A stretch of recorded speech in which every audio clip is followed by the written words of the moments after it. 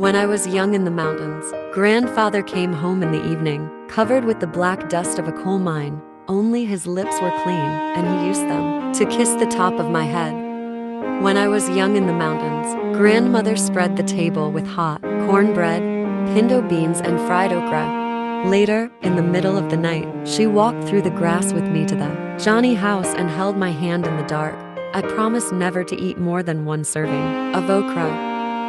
When I was young in the mountains, we walked across the cow pasture and through the woods, carrying our towels. The swimming hole was dark and muddy, and we sometimes saw snakes, but we jumped in anyway. See, on our way home, we stopped at Mr. Crawford's for a mound of white butter. Mr. Crawford and Mrs. Crawford looked alike and always smelled of sweet milk.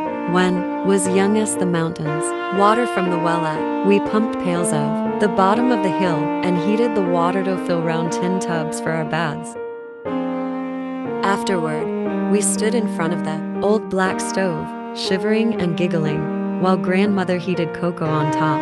When I was young in the mountains, we listened to frogs sing at dusk and awoke to cowbells outside our windows. Sometimes, a black snake came in the yard, and my grandmother would threaten it with a hoe. If it did not leave, she used the hoe to kill it. 4 of us once draped a very long snake, dead of course, across our necks for a photograph.